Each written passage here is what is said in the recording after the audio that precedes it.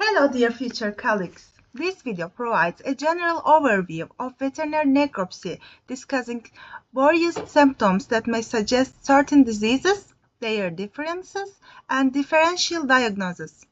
It also covers diagnosis, applications, techniques, and logical approach a veterinarian can adopt in necropsy within the field of veterinary pathology.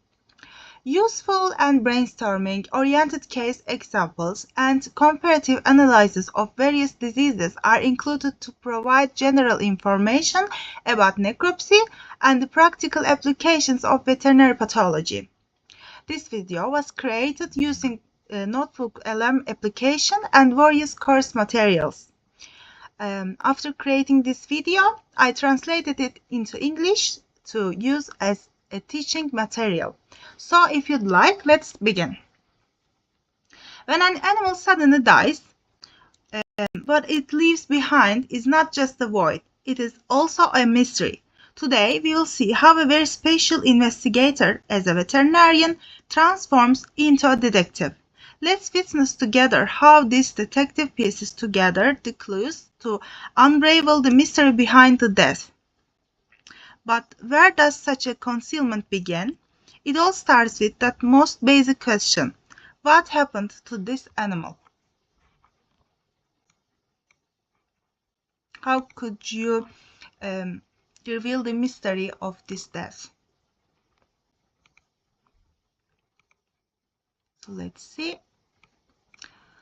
It's okay. And here we are going to see as what is hidden in careful observation, and as in every good detective story, everything begins at the crime scene. And here is our first clue at the crime scene: a bloody discharge coming from the nostrils of this cow. This is the first and most obvious piece of evidence that catches the detective's attention. But what does it mean? This is where the real investigation begins, because this is just one clue. It can lead us down a lot of different paths. So let's move on to first stage of the investigation.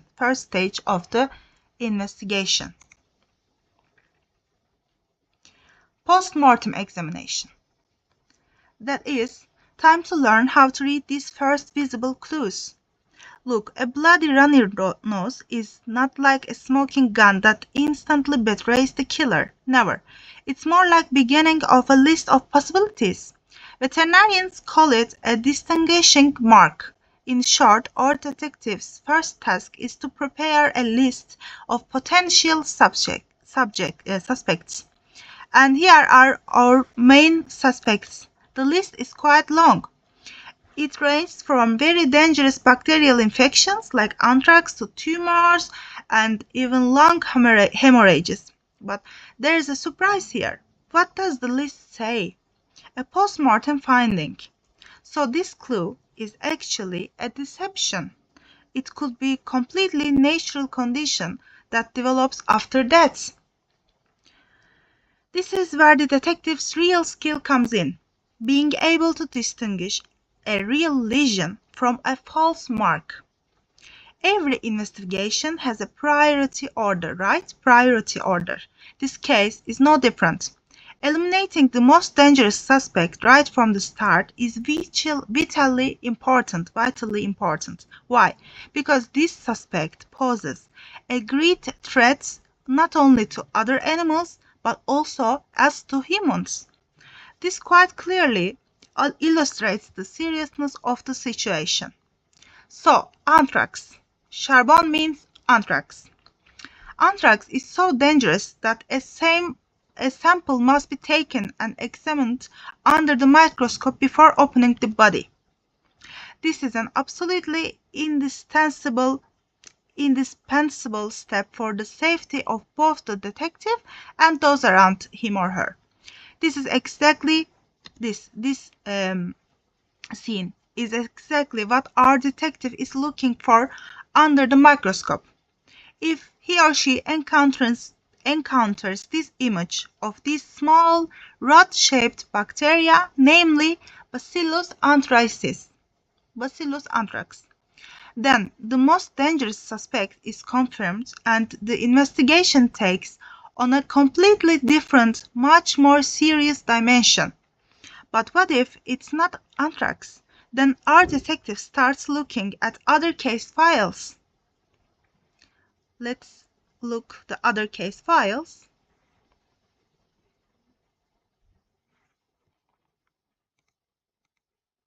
Yes, other case files.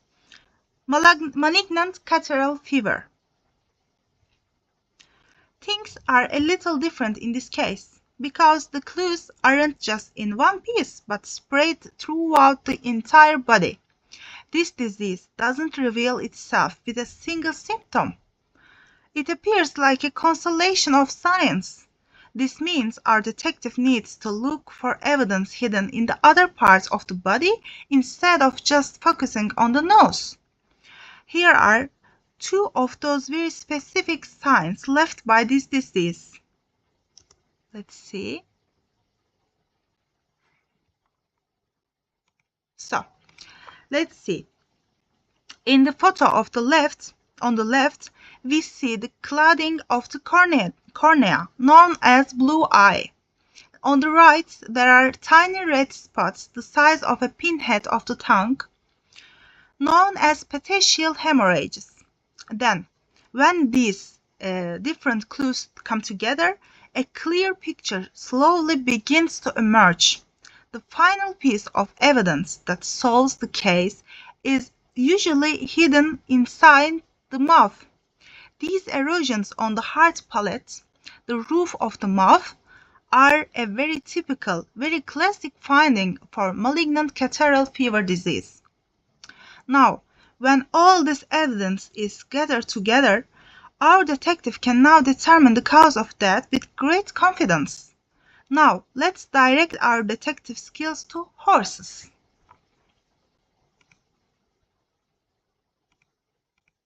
Yes. Here things get a little more complicated because we are faced with two different diseases that show similar symptoms.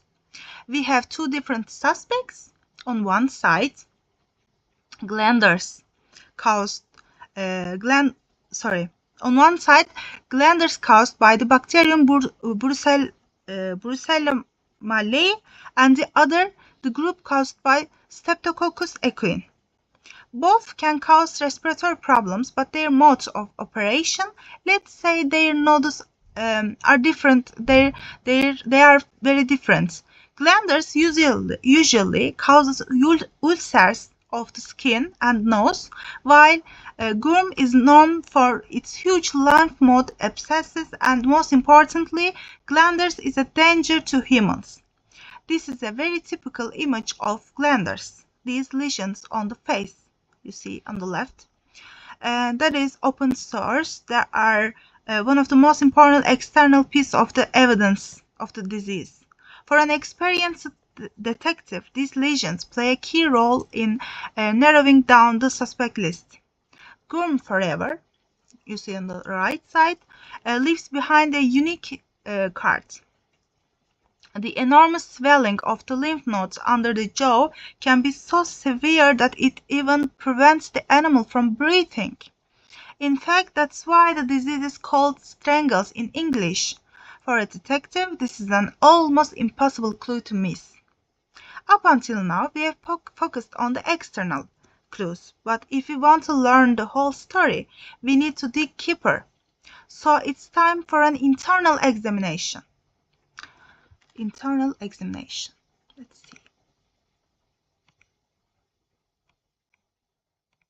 Okay.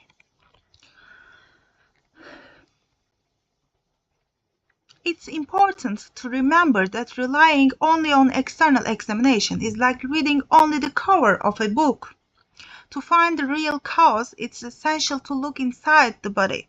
And of course, following the correct procedure without destroying evidence is equally important. Yes, these steps may seem a bit technical, right? But in fact, they are all very systematic and serve a single purpose: to be able to take a full, unobstructed look at the pharynx and larynx without disturbing the crime scene, that is, without destroying important evidence.